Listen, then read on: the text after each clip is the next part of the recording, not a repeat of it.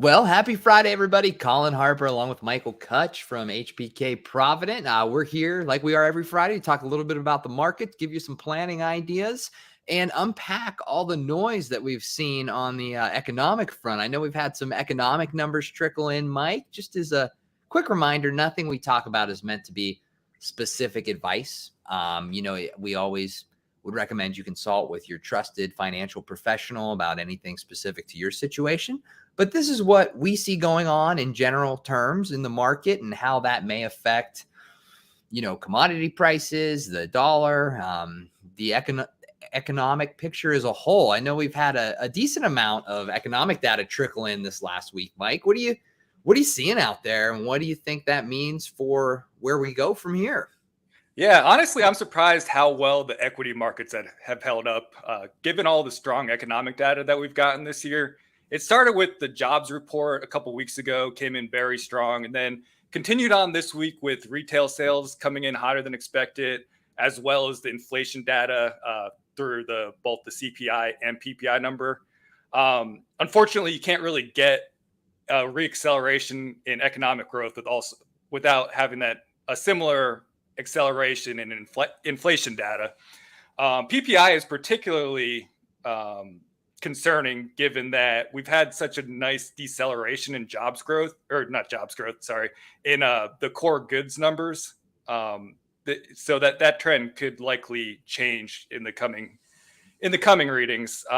However, it likely means the Fed is probably going to have to go a little higher in their terminal rate. So they were anticipating getting to 5 to 5.25. Now, in my opinion, that's probably 5.25 to 5.5. And there is some talk that they're putting 50 basis point hikes back on the table. So we'll have to see with that. Now, the bond market reacted how I think it should have.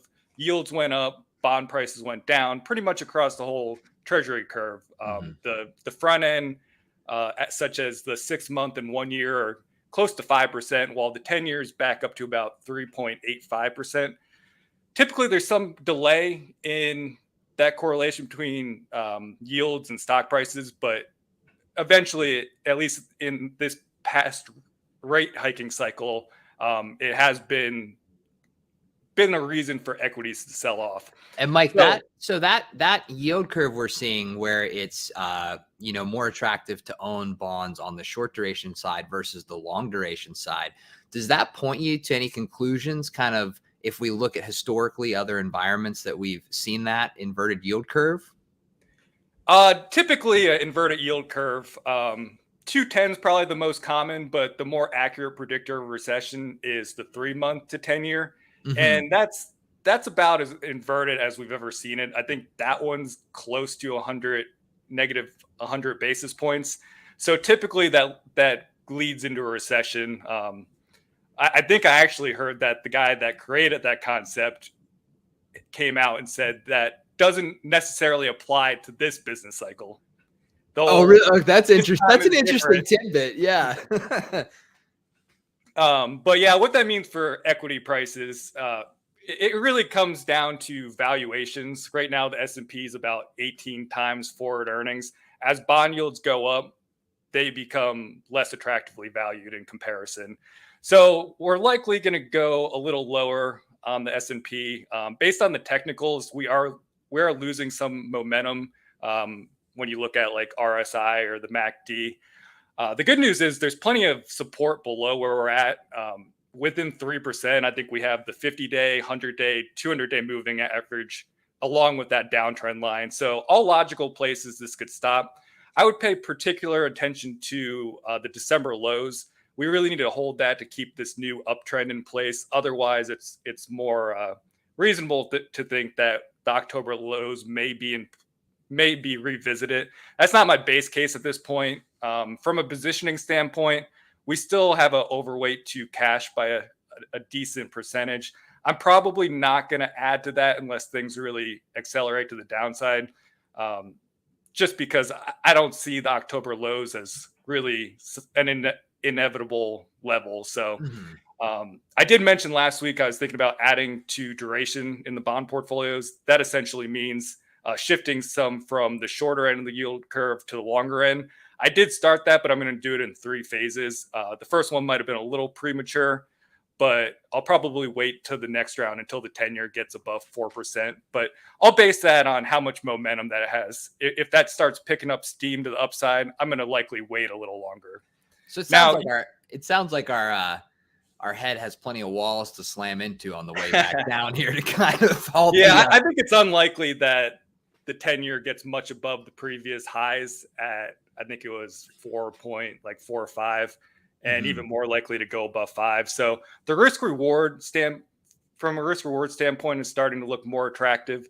You may ask, like, why in the world would you want to go longer term bonds versus shorter term bonds that are paying you more? And essentially it's because eventually, especially if there's a severe economic slowdown or recession, you want to have more interest rate risk. When rates are going up, you don't want to have more interest rate risk.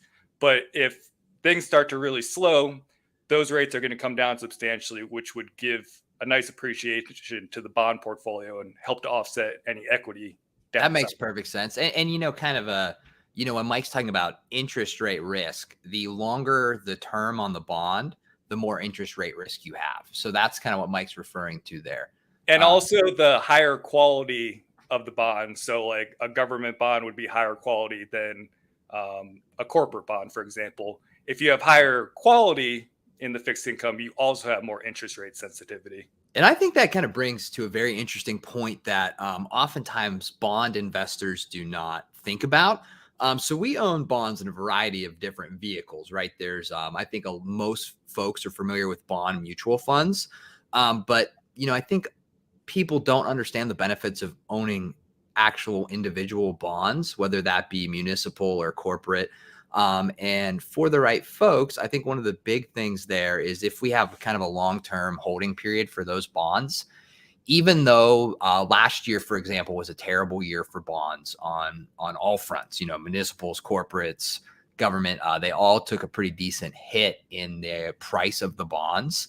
But if we have a bond that's getting ready to mature in a year or two, if you hold that bond to maturity, you're going to get your original par value or that original amount you purchased that bond for. So although those portions of people's portfolios may be down, 10+%, especially when we're looking at last year, if we hold that bond fully to maturity, you're going to get back that par value and therefore take off a lot of that risk. So if that's something you guys are interested in, we'd love to have a chat with you about that. But it's very important to think about how you're owning the different investments inside your portfolio, whether that's through mutual funds or actual individual positions. And I would say that answer isn't just as simple as always own individual positions or always own mutual funds or ETFs or other derivatives like that. I would say it very much comes down to what your personal goals and your personal situation looks like, because I think that answer changes quite a bit depending on the different folks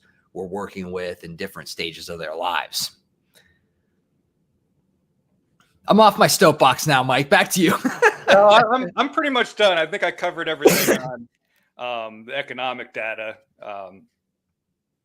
But yeah, I'll have more for you next week. That sounds good. And I think the theme has remained constant. It's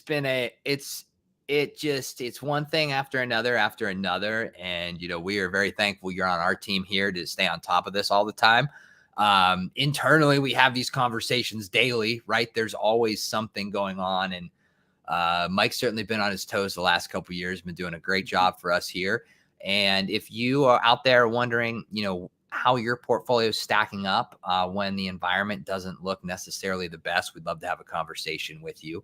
But until next week, Mike, let's hope for, smooth sailing. We got a nice holiday weekend coming up. So I hope everybody has a wonderful holiday weekend. Hopefully you're taking some time. We got a little glimpse of summer here this week up in Pittsburgh. I know Mike lives in constant summer down there in Florida, but Mike, as always, it was great chatting with you about the markets. Thanks everybody for joining us.